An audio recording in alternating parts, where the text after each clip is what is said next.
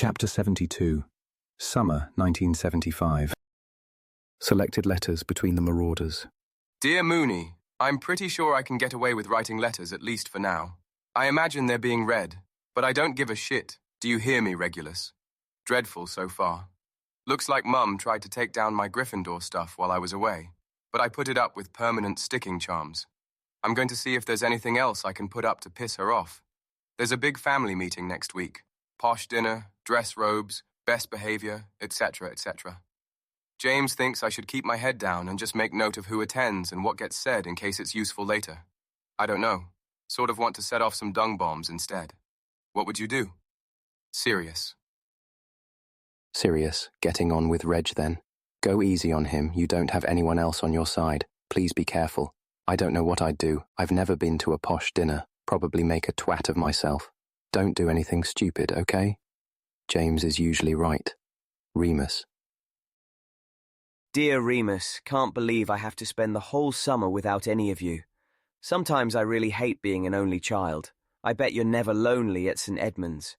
Sirius seems okay. He checks in pretty often. I think he's bored. If boredom is the worst of it, then that's a good thing, right? I keep trying to convince him not to make a fuss. We don't know what sort of thing the Blacks are involved in. Could be nothing at all. Hope your summer is off to a good start. Have you looked at the homework? That charms essay looks like a right ball ache. James. James. He'd be fine if he could control himself, but I doubt it. Keep talking to him. Remind him he's got to get back to Hogwarts in one piece. Summer is fine. You're right, I don't ever get lonely. I wouldn't mind a bit of privacy most of the time. But this summer's been good. Don't worry about me. That charms essay is a doddle, and you know it. You just don't like hard work, Potter. Remus. Mooney, greetings from San Francisco. I thought it would be hot here, but it's bloody freezing and rains most of the time. Merlin knows why Philomena would want to live here. It's no different than dear old Blighty. Pete.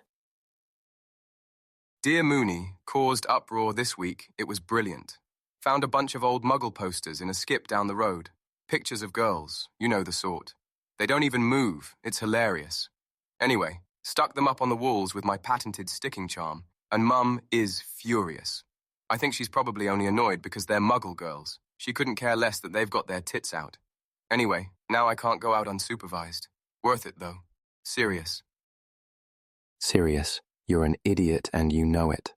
Posters? Don't you feel weird with them all staring at you? Remus. Dear Remus, really worried about Sirius. I don't know if he told you about the stunt he pulled with the posters, but he's a bloody idiot for doing it. Don't believe him if he says he's fine. He'd definitely been crying when I spoke to him last with the mirror. Don't tell him I told you that, obviously. Stand by in case we need to trigger the rescue mission. James. James, ready when you are. Remus. Mooney, don't listen to Potter. He's an old woman. Everything's fine. Nothing I can't cope with. Hope you're having a good summer. Can't wait for September. Sirius. Friday, August 22nd, 1975. Remus staggered weakly into the dorm room. It had been a bad one. Madame Pomfrey thought it must be because of the change of scenery. He had a long, thick scar across his chest now. It had been ages since he'd got a scar. Grant sat up abruptly, looking hurt. Where you been? He asked. Thought you'd got arrested or something. Sick, Remus replied. Sick with what? Remus sighed, flopping down on his bed. It had been a hard night, and he just wanted to sleep. He closed his eyes. He didn't feel like excuses today.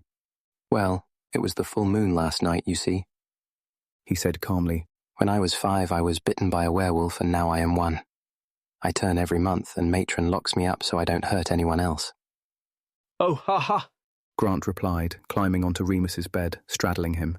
They were both so skinny they fit easily together on the narrow bunk. Very funny, clever clogs. Fine, don't tell me. He leaned forward and kissed Remus. Remus opened his eyes, freezing for a moment. It's fine, Grant assured him, stroking his cheek. They're all outside, I checked. Remus kissed him back. It had been a strange sort of summer, but one of the most pleasant Remus had ever had. He hadn't been lonely for once. hadn't counted down the days until the 1st of September. In the beginning, he and Grant had bonded over David Bowie, T-Rex and Neil Young, even Deep Purple, who Grant was crazy about and Remus thought Sirius would probably like. They both hated football and the other boys, so they sloped off together around town or sat behind the big empty porter cabins smoking stolen packs of fags. They had been sitting there on the hot gravel one day in mid-July, flicking stones and debating the finer points of Electric Warrior, when suddenly Grant's hand was on Remus's knee, then at his waist, pulling him closer. What are you? It's all right. Grant whispered, desperation edging his voice, pressing his forehead against Remus's hot cheek. No one's going to find out. He tasted like cigarettes and sunburn. After that, whenever they were alone together, they were snogging. It was sort of a surprise, but mostly not. Remus quickly realized that he had always wanted it, this, or something like it, like a fog lifting. All things considered, he was grateful to Grant for having taken the initiative. It wasn't what you could call romantic or affectionate, more like a necessary thing, something Remus knew that he had to push as far as it would go, so that he could identify all of the hard edges and sharp limits of it. He was mapping out his own desires and using Grant as a compass. His full name was Grant Chapman. He had just turned 16 and he'd been at St. Edmunds since May, though it was by no means his first home. Both of Grant's parents were living and he even had some extended family, grandparents and aunts and uncles and grown-up cousins. But none of them seemed to want to keep him on for very long. Too much of a handful. Grant would grin, cheekily. Everyone gets sick of me in the end. Like most of the boys at St. Edmunds, he did badly at school and had been in trouble with the police a few times on minor offences, though he'd never been officially arrested. He wasn't violent, but he had a mouth on him and a tendency to talk back. But there wasn't a threatening bone in his body. He was so clearly good all over. He had a spectacular smile. It creased his whole face and made you like him at once. One of his canine teeth was a bit wonky, and it was nothing short of endearing. Remus couldn't see why no one wanted him around. He was a bit silly sometimes, a bit immature, but that was okay. Remus knew he could be too serious a lot of the time. Something about Grant's chirpy, happy-go-lucky nature made Remus more confident, comfortable. And Grant just liked Remus so much. Really liked him. You're the funniest bloke I ever met. Grant laughed, when Remus hadn't even said anything that amusing. Mind you, never copped off with anyone from a private school before? I'm no different from you, Remus replied. A care home yob. Piss off! Grant shoved him playfully. You're going places, anyone can see that. Remus didn't have a response to that, but it made him smile. Grant often made him smile. Besides all of these things, Grant was a really, really good kisser. At least Remus assumed as much, considering that Grant was the only person he had ever kissed. The first time he'd felt a wild thrill as he thought to himself, so this is what all the fuss is about. He could snog Grant all day long, without coming up for air.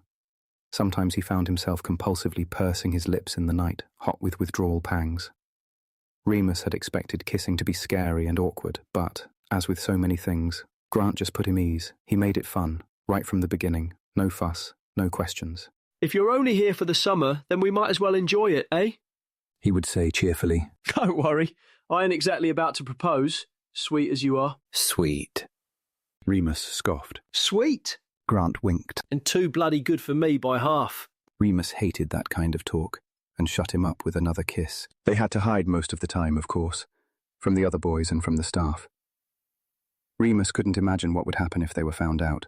They'd be separated, definitely, even if they weren't beaten to a pulp. Would Matron tell Dumbledore? Could they expel you for being for kissing other boys? Fortunately, Grant had some experience in covert operations, and they never even came close to being disturbed. How many times have you done this sort of thing? Remus got up the courage to ask one day. They were behind some disused bike sheds at the local secondary school. Few times. Grant shrugged. Not enough. You? Never. Remus replied, shocked. I didn't even. Oh, bless you. Grant laughed lightly, tugging one of Remus's curls. You didn't know. Remus shook his head, his ears growing hot. Grant tutted. Never look at another bloke a bit too long? Never get that feeling about a film star or a teacher? Oh my God. Remus gasped, images of Ferox crashing down on him. Grant laughed again. And I thought you were all at it, you boarding school lads. Remus just shook his head again in disbelief, wondering if there was anything else he didn't know about himself. As September approached, Remus found himself trying to ignore it. He felt guilty for not having spent the summer worrying about the war, for being distracted by his own selfish urges, especially at a time like this.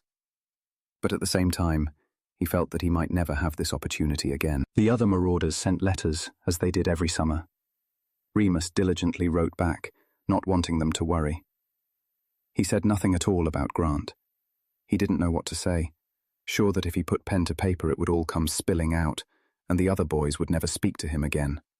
Or worse, they'd try to understand it, without looking him in the eye. That was part of it. On the other hand, Remus just liked the idea of keeping it to himself. The Marauders didn't have to know everything about him, and he was allowed to have other friends, wasn't he?